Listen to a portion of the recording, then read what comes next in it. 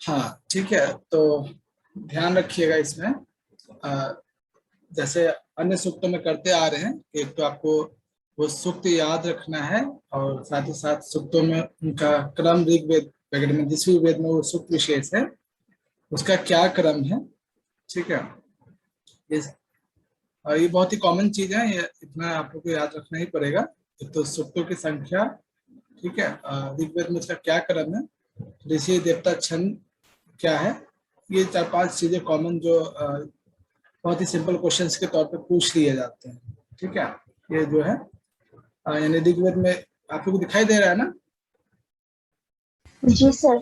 हाँ ठीक है, तो ऋग्वेद में देखा जाए तो ये 10वें मंडल का 121वां सूक्त है। मोनिका बताइए 129 नंबर का जो सूक्त है कौन सा है।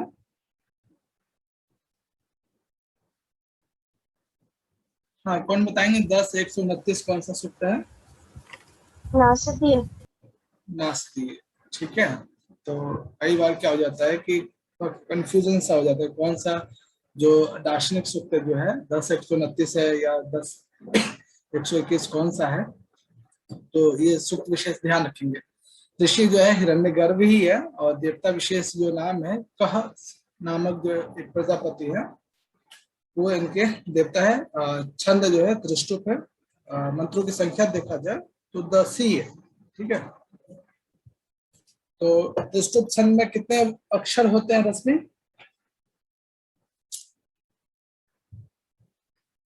हाँ रश्मि। सर मुझे बताओ। हम्म। सर एक मिनट। अच्छा।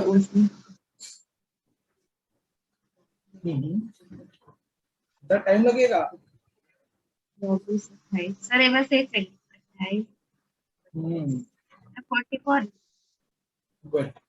ठीक है, 44 अक्षर, यानी प्रत्येक चरण में जो है 11 अक्षर होंगे। ठीक है, यानी 4 चरण होंगे इसके, और 4 चरणों में टोटल मिलाकर 11 11 करके 44 अक्षर। विश्वजीत बताइए हिरण्यगर्भ सूक्त के विषय में क्या वर्णन किया गया है, इसमें क्या है। इससे पहले 2 सूक्त हम लोगों ने देखा था, पुरुष सूक्त और नासदीय। इसके अलावा ये जो तीसरा है दार्शनिक सूक्त, सर इसमें विषय वस्तु क्या है, इसमें ऐसा क्या वर्णन है। हाँ रश्मि क्या कह रहे हो बता। सर हमारा एक क्वेश्चन था। हम्म। सर ऋषि प्रजापति होंगे या फिर देवता हिरण्यगर्भ है। देखो इसके विषय में जो है हाँ। ऋषि हिरण्यगर्भ ही होंगे, और देवता जो का ओके। संज्ञक प्रजापति। ठीक है, एग्जाम्स वाले में भी मैंने देखा इसको कि क्वेश्चन में ऑप्शन में क्या है, तो का संज्ञक प्रजापति ही। ठीक है, सर हाँ बताइए विश्वजीत, जैसे इस सूक्त के जैसे विषय सर, में बताइए। हाँ हाँ सर बता रहे। इसमें मतलब ये तो ही ऋषि और देवता और छंद ये हम्म, सब तो हो गया, तो उसके हम्म, मतलब प्रत्येक अ, श्लोक के लास्ट में कस्मै देवाय हविषा करके हाँ। मतलब बोला जाता है। तो ये जो हम्म, है हम्म, ये हिरण्यगर्भ शब्द, ये मतलब सृष्टि के प्रारंभ में सब कुछ जल मतलब जल था, मतलब जल था, और उस जल में से एक हिरणमय अंडे का उत्पत्ति हुआ। हम्म, मतलब और उसी अंडे से हिरण्यगर्भ का हम्म, जन्म हुआ। हम्म, और जन्म से ही मतलब उन्होंने पूरे संसार को ये हम्म, करके धारण किया, और उसी से आकाश, पृथ्वी, सभी जीव, मतलब जो जो चीज है सभी उत्पन्न हुआ कोई। हम्म। ठीक है, जो और चीज आपने देखा होगा ना नासदीय में या फिर विशेष रूप से पुरुष सूक्त में, तो उनसे कौन से जीव उत्पन्न हुए और कौन से सृष्टि का निर्माण हुआ। ठीक है, द्यूलोक, पृथ्वी लोक, अंतरिक्ष लोक, जैसे आपने पुरुष सूक्त के बहुत सारे विषय वस्तु कॉमन चीजें आपको यहाँ भी पढ़ना है। बस वहाँ पे किसी एक पुरुष विशेष नामक यज्ञ की बात की गई है, और यहाँ पे आपको क्या मिलेगा, हिरण्यगर्भ नामक एक जो है तत्व है, एक अंडाकार तत्व है, जो उस समय जो है जल जरूर था। इस सूक्त में क्या है कि जल की जो अवस्था है, ठीक है, सभी जगह जो है जल की प्राप्ति हो रही थी, उसी जल से जो है एक हिरण्यगर्भ, ये बस एक सांकेतिक रूप में, ठीक है, यहाँ पे जो फोटो लगा हुआ है बस एक सांकेतिक रूप में है। ठीक है, ऐसा नहीं कि यही है, इस चीज को आप लोग समझ सकते हैं। तो उस जल विशेष से जो है एक हिरण्यगर्भ नामक अंडाकार आकृति में एक तत्व उत्पन्न हुआ।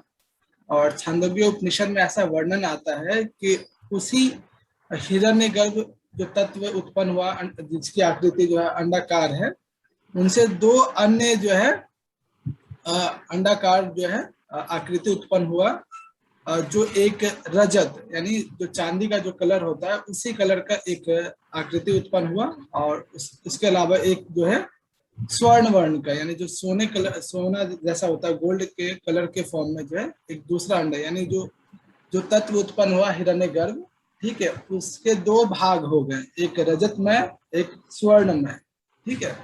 और इसी दो अंडाकार आकृति के द्वारा जो है धीरे धीरे जो है संपूर्ण सृष्टि का निर्माण होता है। ऐसा छांदोग्य उपनिषद में भी वर्णन है और ऋग्वेद के दशम मंडल के 121वें सूक्त में भी ये विषय वस्तु आता है कि इसी जल से उत्पन्न जो हिरण्यगर्भ नामक अंडाकार आकृति है, उसी से जो संपूर्ण सृष्टि का निर्माण होता है, जिसमें आपके द्यूलोक, पृथ्वीलोक, अंतरिक्ष लोक, स्वर्गलोक, मनुष्य, जीव, सभी प्रकार के जीव जो है इसी हिरण्यगर्भ नामक तत्व से उत्पन्न होते हैं। यानी जो चीजें आपने पुरुष सूक्त में किसी एक पुरुष विशेष यज्ञ से जो चीजें उत्पन्न हुई हैं, उसी से संबंधित उसके स्थान पर आप हिरण्यगर्भ नामक तत्व ले लीजिए, अंडा, जिसकी आकृति अंडाकार है, ठीक है। तो दो जगह वर्णन है, छांदोग्य उपनिषद में इस तरह के विषय वस्तु आएंगे आपको, और इस ऋग्वेद के दशम मंडल के 121वें नंबर सूक्त हिरण्यगर्भ सूक्त में भी दो बातें आएंगी, ठीक है। तो ये दो चीजें ध्यान रखेंगे। उसके बाद अगर आगे हम देखते हैं जैसे इसके मंत्र विशेष में, सर हाँ बताइए। जैसे उसमें ना सर एकशर बात का जो प्रतिफलन होता है तो उस हिरण्यगर्भ सूक्त में ही ये हाँ, मतलब बताया गया। पुरुष सूक्त में भी एकेश्वरवाद का सांकेतिक रूप है और इस हिरण्यगर्भ सूक्त में भी है, ठीक है। किसी एक ही तत्व से जो भी सृष्टि का निर्माण होगा तो एकेश्वरवाद को द्योतित करेगा। और इस सूक्त के अनुसार देखा जाए तो इस सूक्त में स्पष्ट रूप से कहा जाता है कि सृष्टि निर्माण के समय जो है सभी जगह जो जल जरूर था और उसी जल से जो है अंडाकार तत्व उत्पन्न हुआ, जिसे हिरण्यगर्भ कहा जाता है। और इसी हिरण्यगर्भ से जो है सभी सृष्टि का निर्माण, सभी सृष्टि के अन्य तत्व जो है उत्पत्ति होते हैं। और सायणाचार्य ने जो हिरण्यगर्भ नामक जो तत्व है उसके विषय में दो बातें उन्होंने कहा है, और ये दोनों चीज आपको उनके सायन भाष्य में, प्रथम मंत्र के सायन भाष्य में मिल भी जाएगा। तो ये विशेष रूप से ये जरूर कोटेशन ध्यान रखेंगे, ठीक है। हिरण्मय से अंडस्य गर्भभूता प्रजापति हिरण्यगर्भ, ये कोटेशन जो है आप लोग याद रखेंगे। हिरण्यमय का मतलब होता है जिसकी आकृति या जिसका वर्ण जो है, रंग जो है सोने जैसा हो, हिरण्य जैसा हो, ठीक है। उसी में जो है एक गर्भ उत्पन्न हुआ, एक तत्व उत्पन्न हुआ, ठीक है। जिसे प्रजापति हिरण्य कहते हैं, या सिर्फ और सिर्फ प्रजापति कहते हैं, या हिरण्य गर्भ भी कहते हैं, ठीक है। दो चीजें, तो ये वाला कोटेशन जो फर्स्ट वाली जो लाइन है, ठीक है, ये सायन भाष्य के द्वारा जो है उनके प्रथम मंत्र में मिल जाएगा। और नीचे वाले का भी अर्थ सेम ही है, कोई विशेष अंतर नहीं है, शब्दों का थोड़ा सा अंतर है, भावार्थ दोनों के सेम ही है। दोनों में से कम फर्स्ट वाला जरूर ध्यान रखेंगे आप सभी को। इसका अगर हम इसमें एक बहुत बड़े प्रोफेसर हैं संस्कृत के, उन्होंने जो है एक लाइन कही है, ये चीज आप इनका नाम याद रखेंगे, डॉक्टर वॉलिश, ठीक है। उन्होंने हिरण्यगर्भ को जो है सूर्य देवता माना है। उनके अनुसार जो है इसी सूर्य देवता के द्वारा जो सभी सृष्टि उत्पत्ति हुई इस तरह से, ठीक है। तो बस हमें इनका नाम, और इनके अनुसार हिरण्यगर्भ जो है वो वास्तव में क्या है, तो सूर्य देवता है, ठीक है। अब हिरण्यगर्भ, हिरण्य शब्द के लिए जो है आप निरुक्त में भी इसके निर्वचन आपको दूसरे अध्याय में मिलेगा, हिरण्य पद का क्या निर्वचन है। तो वहाँ पर आपको थोड़ा सूर्य से संबंधित और स्वर्ण से संबंधित निर्वचन आपको वहां पे मिल जाएगा। दिख रहा है ना सही से, स्पष्ट रूप से? चलिए पवन इस मंत्र को पढ़िए, फर्स्ट मंत्र को।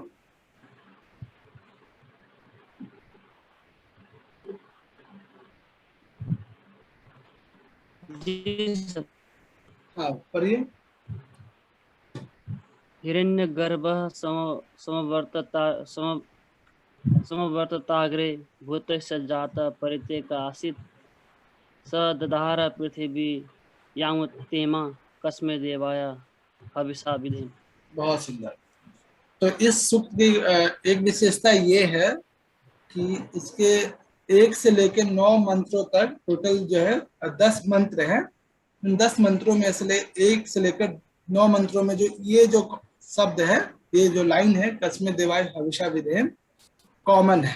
ठीक है, सिर्फ 10वें मंत्र में ये जो लाइन नहीं आता है। ठीक है, यदि आपको कस्मे देवाय हविषा विधेम ये कोटेशन दे दिया जाए, पूछा जाए कि किस सूक्त में वर्णन है, ठीक है, तो बहुत सिंपल है। ये कोटेशन जरूर ध्यान रखेंगे, कॉमन विषय वस्तु है। ठीक है, तो ये ध्यान रखेंगे, ये 1 से लेकर 9 मंत्रों में विषय वस्तु आपको मिल जाएगा हर प्रत्येक मंत्र में, बस 10 मंत्र को छोड़कर।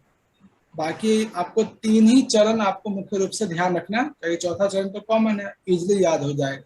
और इस लाइन का अर्थ है कस्मे देवाय हविषा विधेम, यानी उस हिरण्यगर्भ या प्रजापति के अलावा हम किसी अन्य देवता की जो है आहुति प्रदान करें। ठीक है, उसके विषय में यहाँ पे इस लाइन का अर्थ है। तो देखिए यहाँ पे क्या कहा जा रहा है। इस पद का संधि विच्छेद करेंगे, संवर्त प्लस अग्रे। अग्रे कहते हैं सबसे पहले, और संवर्त का मतलब उत्पन्न होना। तो सबसे पहले क्या उत्पन्न हुआ? हिरण्यगर्भ संवर्त अग्रे, सबसे पहले वो जो तत्व उत्पन्न हुआ हिरण्यगर्भ उत्पन्न हुआ। ठीक है, उसके बाद भूतस्य जातः पति एकः आसीत्। पति किसको कहते हैं? स्वामी को, अधिकारी को, ठीक है, मालिक को, ठीक है, अधिष्ठाता, सब एक ही अर्थ है। जैसे वो उत्पन्न हुआ, जैसे कि सृष्टि में कुछ भी कोई तत्व नहीं है, ठीक है, तो जो भी चीज उत्पन्न हो रहा है वो क्या हो जाएगा? पूरे ब्रह्मांड का, ठीक है, वो क्या अकेला एकमात्र स्वामी, एकमात्र अधिष्ठाता देव माना जाएगा। ठीक है, मान लीजिए ये कहीं किसी चीज की आप खोज करते हैं तो वो चीज आपका ही हो जाता है ना। सेम चीज यहाँ पे वही है कि जैसे वो हिरण्यगर्भ उत्पन्न हुआ, सिस्टम में उस समय कुछ भी नहीं था, तो एक तत्व उत्पन्न होता है जिसका नाम हिरण्यगर्भ रखा जाता है। उत्पन्न होते ही भूत से, भूत का मतलब यहाँ पे कोई जीव वगैरह की बात नहीं की जा रही। भूत का मतलब यहाँ पे संपूर्ण जो ब्रह्मांड है, ठीक है, सांकेतिक रूप में यहाँ पे दिया हुआ कि जैसे वो उत्पन्न, जातः का अर्थ होता है यहाँ पे जो जाता पद है उत्पन्न होना।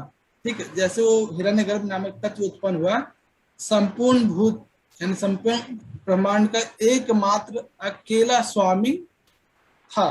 ठीक है, जस्ट नीचे सदाधार पृथ्वी। दाधार का मतलब क्या होता है, कौन बताएंगे? धारण करना। धारण करना। कहा दाधार मतलब कौन धारण करता है? स का पद, स पद किसके लिए प्रयोग किया गया? हिरण्यगर्भ। हिरण्यगर्भ, यानी जो तत्व उत्पन्न हुआ वो किसे धारण करता है? पृथ्वी को, अर्थात पृथ्वी, उससे पृथ्वी उत्पन्न होता है। ठीक है, यहाँ पे अर्थ ये है। इसके बाद जो है कस्मे देवाय हविषा विधेम। हविषा मतलब जो है, हाँ बोलो सर, यहाँ पर द्यू नहीं आएगा? क्या पृथ्वी और द्यू दोनों को धारण करता है ना? हाँ हाँ, मिस्टेक हो गया यहाँ पे। ठीक है, हाँ, तो यहाँ पे जो ये वाली शब्द है, ठीक है, यहाँ पे द्यूलोक की बात की जा रही, साथ में देख सकते हैं, अपना पुस्तक वगैरह होंगे तो वहाँ पे देख सकते हैं। तो जैसे वो हिरण्यगर्भ तत्व उत्पन्न हुआ तो पृथ्वी लोक को भी धारण करता है और साथ ही साथ द्यूलोक को भी धारण करता है। ठीक है, तो दोनों चीजें, दोनों धारण करने का मतलब यहाँ पे उससे उत्पन्न होता है। ठीक है, और कस्मे देवाय हविषा विधम, यानी इस देवता के अलावा, यानी जो हिरण्यगर्भ उत्पन्न हुआ, प्रजापति उत्पन्न हुआ, उनके अलावा हम लोग जो है कस्मे देवाय, किस अन्य देवता के लिए हविषा आहुति विधेय प्रदान करें, अर्थात उस देवता विशेष के अलावा किसी अन्य देवता की हम लोग आहुति प्रदान न करें, सिर्फ और सिर्फ इसी हिरण्यगर्भ नामक जो देवता विशेष है इनकी ही स्तुति करें, इनकी ही आहुति यज्ञ में प्रदान करें। ठीक है, तो ये जो है फर्स्ट मंत्र में। अब इस मंत्र विशेष से कैसे क्वेश्चन आएगा, एक तो ये पूरा कोटेशन, ठीक है, या फिर इस वाले चरण की बात करते हैं तो इसमें स पद किसके लिए प्रयोग किया गया है, क्योंकि ये चीजें जो आपको पूरे सूक्त में भी मिलेगा, इंद्र सूक्त में भी मिलेगा, ठीक है।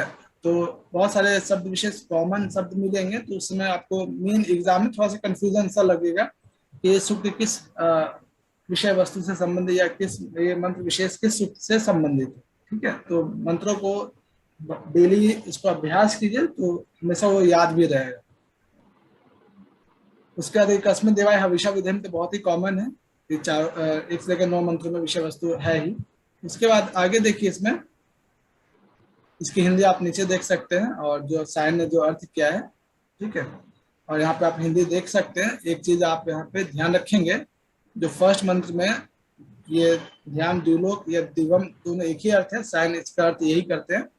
संवर्त का मतलब यहाँ पे उत्पन्न होना, अग्रे में तो सबसे पहले। और ये जो पीटरसन नामक पाश्चात्य विद्वान है, इनके अनुसार हिरण्यगर्भ का अर्थ जो है सुवर्ण बीज, ठीक है। ये चीज ध्यान रखेंगे।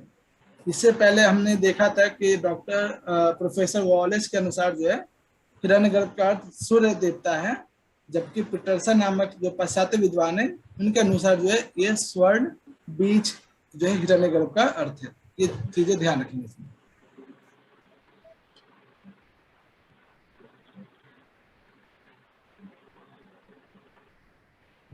आकाश पढ़िए दूसरे मंत्र को। यह आत्मदा बलदा यस्य विश्व उपासते प्रशीसम यस्य देवा यस्य छायामृतम यस्य मृत्यु कस्मै देवाय हविषा विधि। हाँ, ये तो मैं कॉमन ही लाइन है, अंतिम जो चरण है, ठीक है। तो देखिए यहाँ पे सर्वनाम पद क्या क्या आ रहा है, तो यह दूसरा है यस्य, ठीक है। तो किसके लिए यहाँ पे प्रयोग किया गया होगा यस्य पद? हाँ, हिरण्यगर्भ हिरण्यगर्भ प्रजापति, हाँ हिरण्यगर्भ प्रजापति के लिए यहाँ पे यश पद प्रयोग किया गया है, ठीक है। तो इसमें क्या क्या प्रश्न बन सकता है, तो ये तो आपसे ये भी पूछा जाएगा यह पद किसके लिए प्रयोग किया गया, या यश पद का अर्थ यहाँ पे क्या है, ठीक है। और यहाँ पे भी देख रहे हैं तो यश पद आ ही रहा, 3-4 जगह आपको यश पद। तो देखिए यह आत्मदा बलदा, यानी जिसके द्वारा, जिस तत्व के द्वारा, आत्मदा इसका मतलब क्या होता है?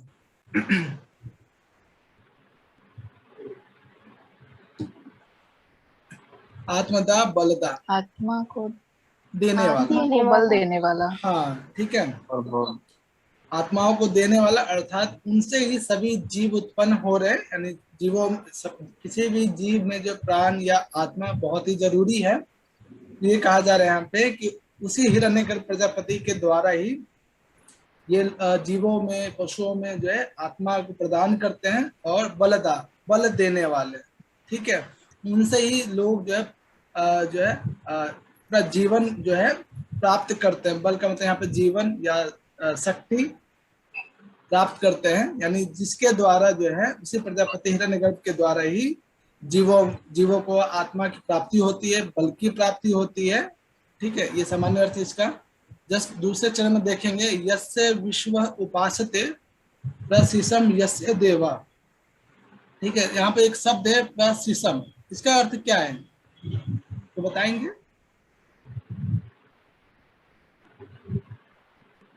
हाँ, कोई बताना चाहेंगे? सर आदेश हो। हाँ, यानी आदेश, आज्ञा, ठीक है। ये सारे शब्द का अर्थ आपको नीचे मिल जाएगा। तो देखें इसमें यह है कि यस्य विश्व का मतलब संपूर्ण, ठीक है, अखिल, ठीक है। यानी जिसकी आज्ञा का जो पालन जो है देवता लोग भी करते हैं, ठीक है। और देवता लोग उनकी उस हिरण्यगर्भ तत्व की क्या करते हैं, उपासना भी करते हैं, ठीक है। जिनकी आज्ञा का पालन और जिनकी उपासना जो है देवता गण के द्वारा भी किया जाता है, यानी उस हिरण्यगर्भ की जो है उपासना और उनकी आज्ञा का मानना देवता विशेष के द्वारा भी किया जाता है। और यहाँ जो देव शब्द है सांकेतिक रूप में यहाँ पे बताया जा रहा है, ठीक है। यस्य छाया अमृतम यस्य मृत्यु, कौन इसका अर्थ बताना चाहेंगे? हाँ, बहुत सिंपल है, इसकी हिंदी है, तीसरे चरण का, बताइए। इसमें सर हाँ हाँ बताओ। बताओ सीलू। इसमें सर ये है कि जो अमृत है उसकी छाया है और मृत्यु मतलब जिसकी मृत्यु है।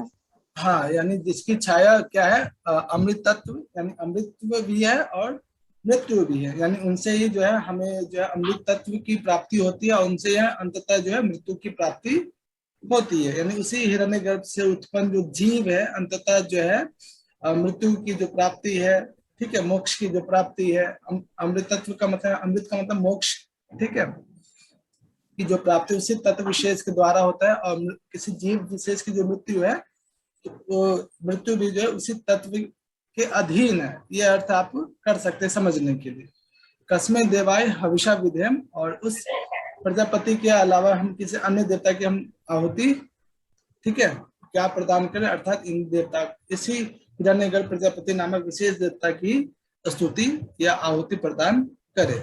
ठीक है, तो इसमें क्वेश्चन एक तो सर्वनाम पद से पूछा जा सकता है, ये यह या यस्य पद किसके लिए प्रयोग किया गया है।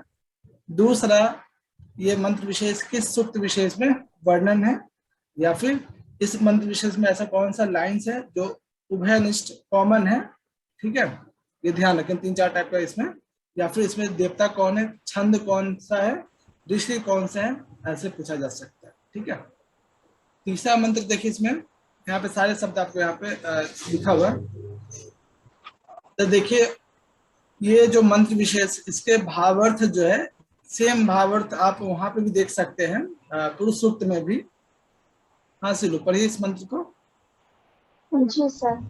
जहाँ प्राण तो निमिषतो महित्य एक इंद्रजा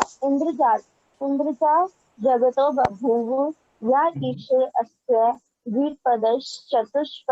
चतुष्पद कस्मै देवाय हविषा विधे।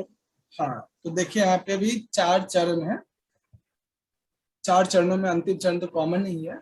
तो देखिए इसमें एक शब्द है निमिषतः, इसका अर्थ क्या होता है। कई बार आपने सुना होगा ये शब्द, पलक झपकाना। हाँ ठीक है, देवता विशेष के लिए एक विशेषण है इसमें, यदि हम निरुपसर्ग लगा देंगे, निर्निमेष, ठीक है, जो पलके जिनकी नहीं झपकती है, अर्थात देवताओं की जो है पलके, ऐसा माना जाता है कि देवताओं की जो पलके कभी झपकती नहीं है। ठीक है, उनके पहचान या उनके एक विशेषण ये भी है। तो देखिए यहाँ पे इसमें ये कहा जा रहा है कि यह प्राणतो, यानी यह पद किसके लिए आया होगा, उस प्रजापति हिरण्यगर्भ के लिए यहाँ पे प्रयोग किया गया है। तो देखिए यहाँ पे कहा जा रहा है कि यह प्राणतो निमिषतो, सन्निविच्छेद इस पद का कौन करेंगे। इस पद का सन्निविच्छेद भारती बताइए। सर इसका मह एक, फिर से, अच्छा ये पद ही थोड़ा सा मिस्टेक है, महत जोड़ एक, हाँ इसमें वह छूट गया। ठीक है, कोई नहीं। तो देखिए इसमें क्या कहा जा रहा है कि उस हिरण्यगर्भ देवता विशेष के द्वारा, उस तत्व के द्वारा जो है, तो जीव जो उत्पन्न हो रहा है, कैसे जीव, प्राणतः, ठीक है, जिनमें प्राण वायु, ठीक है, यानी जो कुछ जीव ऐसे हैं जो श्वास लेने वाले हैं, ठीक है, जिनकी जो है निमिषतो, जिनकी पलके भी झपकती हैं, ऐसे प्रकार के जो जीव उसी हिरण्यगर्भ नामक तत्व से उत्पन्न हुए हैं।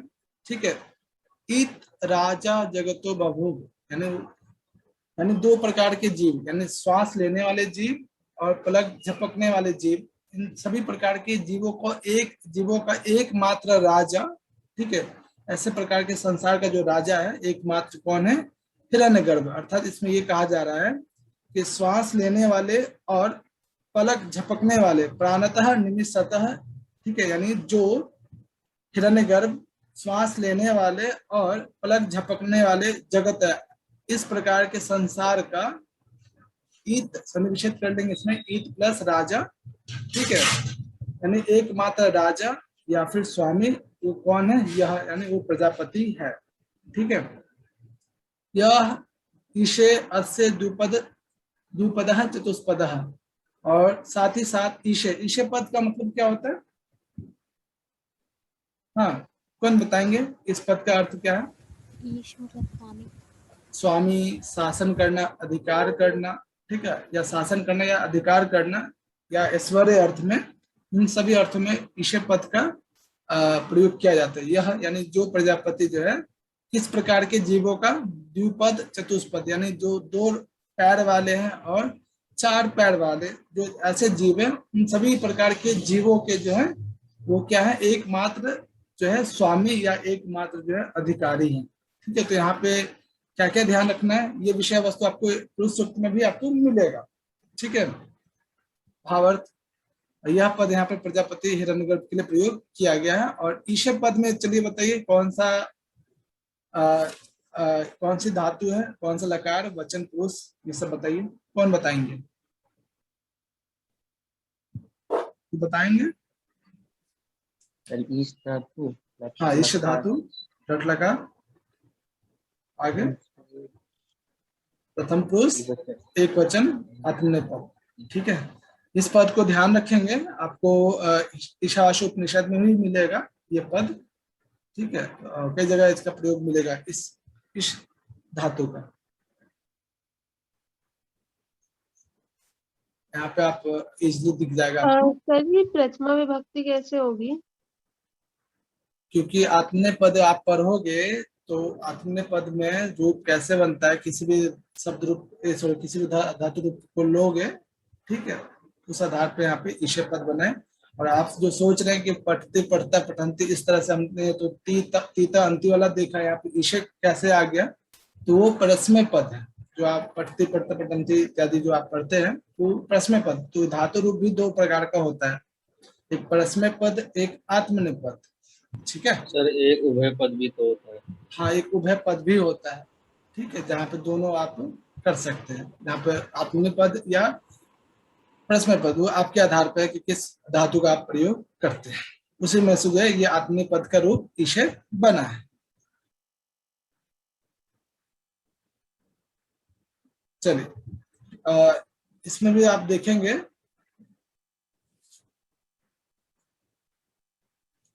हाँ प्रभात पढ़िए इस मंत्र को।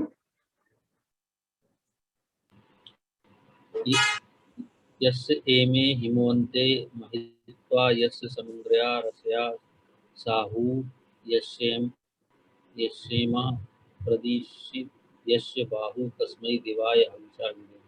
हाँ, यानी जो तीसरा जो चरण है, ठीक है, जो आप सबसे लास्ट वाला जो चरण देख रहे हैं, ठीक है, यस्य हिमा प्रदिशि यस्य बाहु, यानी इसमें जो है जो हिरण्यगर्भ तत्व उत्पन्न हुआ, ठीक है, उसकी जो भुजा है क्या है, यहाँ पे आपको क्या दिखाई दे रहा है, इसकी बात की जा रही है, दिशाओं की बात की जा रही है। ठीक है, यानी कि जितनी भी दिशाएं हैं, ठीक है, सभी दिशाएं जो है उस हिरण्यगर्भ तत्व की क्या है, बाहु यानी भुजा है। बहुत सिंपल सी अर्थ है, और आपने देखा होगा कि ये पुरुष सूक्त में भी वहां पे आपको मिलेगा। तो यहाँ पे जो है दिशा किससे उत्पन्न होता है पुरुष सूक्त में, कौन बताना चाहेंगे? हाँ, ठीक है, कर्ण से, स्रोत से जो है दिशाएं उत्पन्न होती है पुरुष सूक्त में। और चंद्रमा मन से बहुत बढ़िया। ठीक है, तो यहाँ पे ये कहा जा रहा है कि संपूर्ण जो दिशाएं हैं उस हिरण्यगर्भ तत्व की क्या है, भुजा रूपी दिशाएं हैं। और यस्य इमे हिमवतो महित्वा, ये चरण हिमवतो, जैसा कि आपने फोटो भी देख रहे होंगे, ठीक है, जो पर्वत जो है हिम से, बर्फ से युक्त है, ऐसे पर्वतों का जो है एकमात्र वो स्वामी है हिरण्यगर्भ। समुद्र, ठीक है, और वही जो है समुद्र का एकमात्र स्वामी भी है। इस पद विशेष का अर्थ बताइए, रसया, इसका अर्थ क्या है? जल। जल, ये जो है नदी की बात की जा रही है। ठीक है, ध्यान रखिएगा। हाँ, नदी है, समुद्र है। ठीक है, तो देखिए यहाँ पे रस्य, हाँ कुछ कह रहे हो ना सर? हाँ सर, वो रसा नदी जो है ना, हाँ, ठीक है, एक तो रसा नाम का एक नदी भी है। ठीक है, तो यहाँ पे रस्या शब्द का मतलब सिर्फ और सिर्फ जो है जिसमें रस हो, अर्थात जल, यानी जल कहाँ पे होगा, नदियों में। ठीक है, तो रस्या शब्द यहाँ पे नदी विषय इसके लिए लिया जा रहा है तो देखिए यहाँ पे ये कहा जा रहा है कि जिसकी महित्वा, जिसकी जो महिमा, जिसकी कृपा से ही ये जो है हिम युक्त पर्वत है, जल युक्त समुद्र है, ठीक है, और सारी जो नदियां हैं, इन नदियों का जो जल है किसमें मिल जाता है, इसी समुद्र में मिल जाता है। यानी जिसकी कृपा पे ही सारे जो है हिमालय पर्वत इत्यादि या कोई समुद्र विशेष या नदी विशेष, जिसकी महिमा से जो है लगातार इन नदियों में, इन समुद्रों में जो जल का जो भंडार हमेशा बना रहता है। तो वो कौन है? वो हिरण्य गर्भ नामक तत्व विशेष है, और जिसकी जो संपूर्ण जो दिशाएं हैं, जिसकी क्या है? भुजा है, ठीक है। तो चौथे मंत्र में उनके एक शरीर के किसी एक अवयव को लेकर यहाँ पे बताया गया है।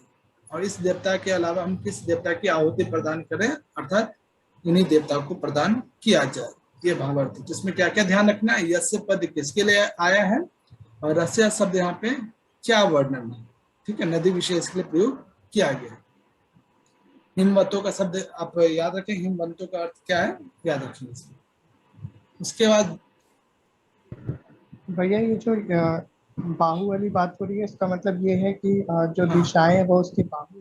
हाँ, उसकी जो भुजा रूपी दिशा है, ठीक है। जैसे दिशाओं को अपनी भुजाओं को फैलाएंगे, तो किसी न किसी एक दिशा विशेष में आप बाहु अपनी भुजा को फैलाएंगे, व्याप्त कराएंगे, तो यहाँ पे ये संदर्भ के रूप में कहा गया।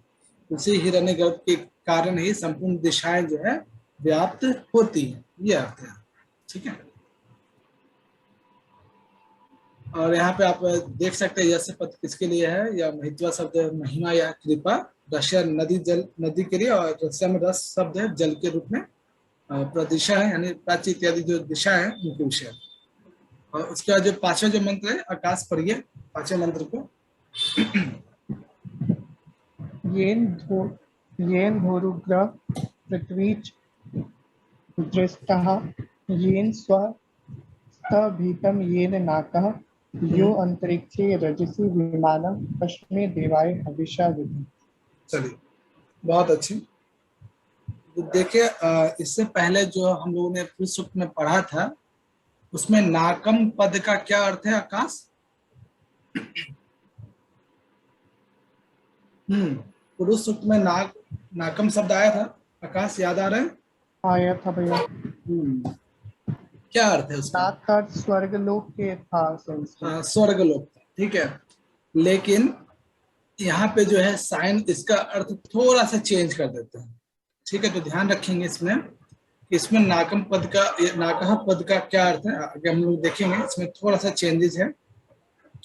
तो देखिए जिसके द्वारा ये द्युलोक, पृथ्वीलोक और ये जो स्वर्गलोक, यहाँ पर भी आप स्वर्गलोक समझिए, लेकिन साइन इसका अर्थ जो है सूर्य करते हैं, आदित्य करते हैं, ठीक है। तो देखिए यहाँ पे ये कहा जा रहा है कि जिसकी कृपा से, जिसके महिमा से जो है ये संपूर्ण द्युलोक, पृथ्वीलोक और स्वर्गलोक क्या है? स्तंभितम अर्थात स्थिर किया गया है, ठीक है, धारण किया गया है, ठीक है। यो अंतरिक्षे रजसी विमान, रजसी शब्द किसके लिए प्रयोग किया जाता है, या रजत, रजसो? कौन बताएंगे?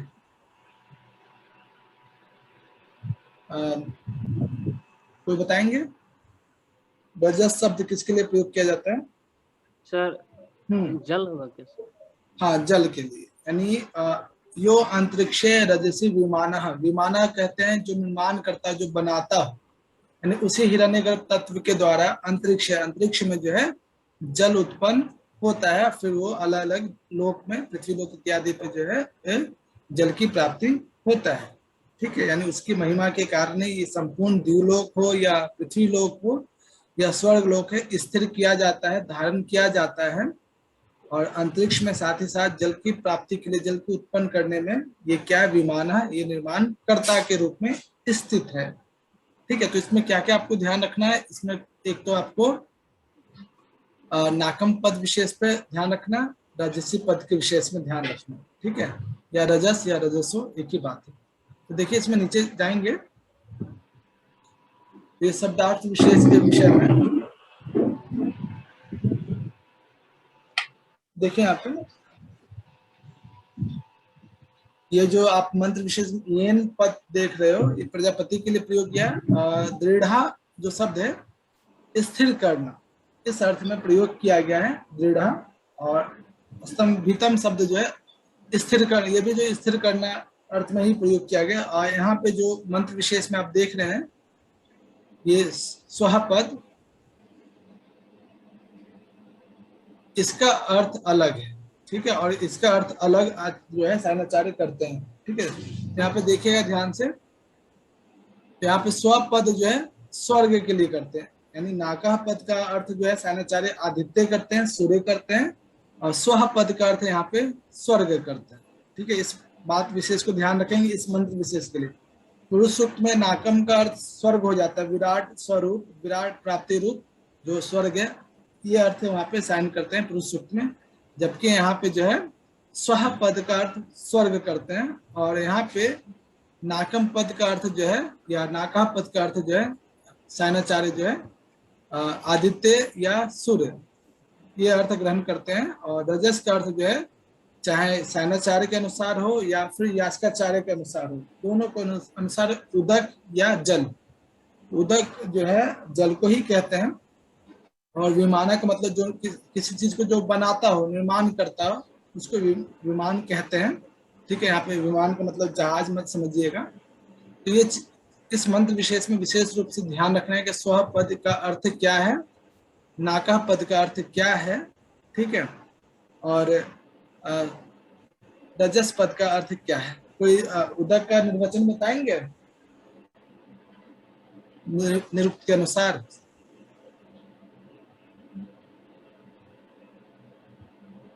हाँ मोनिका, चलिए कोई बात नहीं। हाँ मोनिका, इस मंत्र, हाँ बोलो। उन्नति की आगे क्या, सत सत इति ऐसा कुछ अच्छे से निरुक्त पढ़ लेना, 1 तारीख को आप लोग को टेस्ट है ना। जी सर, तैयारी करो अच्छे से, और निरुक्त के दूसरे अध्याय में जो पैसेज वगैरह है उस पर थोड़ा सा फोकस रखना सभी को। चलिए देखिए यहाँ पे छठे वाले मंत्र में क्रंदंसी, इसमें द में रह हलंत है, तो देखिए यहाँ पे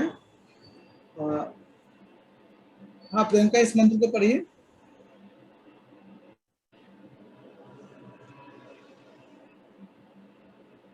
हाँ प्रियंका। कृदंसी अवसा 10 खाने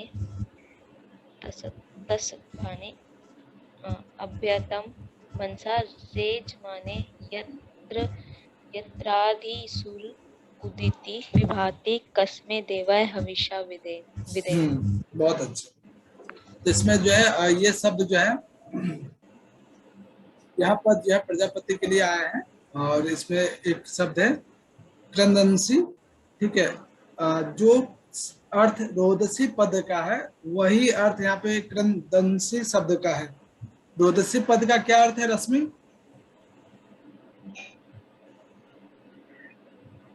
हाँ कौन बताएंगे, रोदसी पद का क्या अर्थ है? द्यावा पृथ्वी, द्युलोक पृथ्वी लोक, बहुत अच्छे। तो जो अर्थ है रोदसी पद का है वही अर्थ यहाँ पे क्रंदंसी पद का है, ठीक है, द्युलोक पृथ्वी लोक, ध्यान रखिएगा इसमें। तो देखिए इसमें ये कहा जा रहा है एक शब्द इसमें अवसा, इसका अर्थ कोई बताएंगे? रक्षा करना, रक्षा करना। और रेजमाना, इसका अर्थ क्या है? प्रकाशित, प्रकाशित करना, ठीक है, यानी संसार की रक्षा करने के लिए और संसार को प्रकाशित करने के लिए, ठीक है, इन दो अर्थों में। ये रेजमाना शब्द जो है किसके लिए जो प्रयोग किया जा रहा है, ये क्रंदंसी द्युलोक और पृथ्वी लोक को, दोनों क्या प्रकाशित युक्त, प्रकाश युक्त ये दो लोक हैं, इन सबकी रक्षा करने के लिए और इनको स्थिर करने के लिए, तस्त भाने, इनको स्थिर करने के लिए जो है मनसा, ठीक है, मनसा का मतलब यहाँ पर मन, ठीक है, और लेकिन सायणाचार्य यहाँ पे मनसा अर्थ का अर्थ जो है बुद्धि करते हैं, क्योंकि सायन भाषा में देखेंगे तो यहाँ पे बुद्धि शब्द आएगा। तो देखिए यहाँ पे ये भावार्थ है कि उसी प्रजापति के द्वारा जो है संसार की रक्षा करने के लिए, और संसार की रक्षा करने के लिए पृथ्वी लोक और द्युलोक, ये दो लोक की क्या की जाती है, धारण किया जाता है, ठीक है, या उत्पन्न किया जाता है। वो द्युलोक कैसे हैं, किस प्रकार का है? रेजमाने, रेजमाना जो दीप्ति युक्त हो, जो प्रकाश युक्त हो। तो रेजमाना शब्द जो है द्युलोक का क्या है, यहाँ पे द्युलोक और पृथ्वीलोक का क्या विशेषण शब्द है, इस पद विशेष को ध्यान रखेंगे। रेजमाना शब्द जो है द्युलोक और पृथ्वीलोक यानी प्रकाशित अर्थ में प्रयोग किया जाता है, ठीक है। तो रेजमाना शब्द जो है इन दोनों के लिए विशेषण शब्द के तौर पर प्रयोग किया गया है। तो उसी हिरण्यगर्भ प्रजापति के द्वारा संसार की रक्षा के लिए, ठीक है, अवसा मतलब संसार की रक्षा करने के लिए जो है दो प्रकार के लोक, द्युलोक और पृथ्वीलोक। और ये द्युलोक और पृथ्वीलोक कैसा है? प्रकाश युक्त दोनों लोक हैं।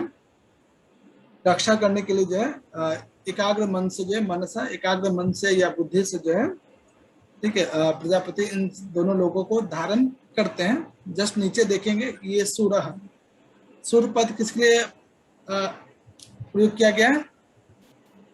सूर्य के लिए। सूर्य के लिए, ठीक है। तो सायणाचार्य के अनुसार सूर्य या सूर्य पद का अर्थ जो है सूर्य। यत्राधि सूरा उदिति विभाते, विभाते का अर्थ क्या है? ये हमने देखा भी है पहले भी सूक्तों में। प्रकाशित होना यानी उनकी महिमा से ही, उनकी कृपा से ही ये जो सूर्य हैं ये प्रकाशित होते हैं, ठीक है। तो इसमें क्या क्या ध्यान रखना, एक तो क्रंदन से पद का अर्थ ध्यान रखेंगे, सूर्य पद का अर्थ ध्यान रखें, और यम पद जो है प्रजापति के लिए प्रयोग किया गया है। ये चीजें आप लोग ध्यान रखेंगे। बाकी फिर इसके बाद की जो मंत्र विशेष है ये हम लोग कल इसके देखेंगे। और आप लोग कभी भी तैयार रहिएगा, जितना भी सूक्त हम लोगों ने अभी तक देखा है, ठीक है, फिर अग्नि सूक्त से लेकर जैसे ही कंप्लीट होगा, किसी भी एक दिन जो आप लोग की सरप्राइज टेस्ट पूरे सूक्त का, ठीक है, ऐसा नहीं कि किसी एक सूक्त विशेष का, पूरे सूक्त का आप लोग का टेस्ट हो जाएगा। तो तैयार रहेंगे इस चीज के लिए आप।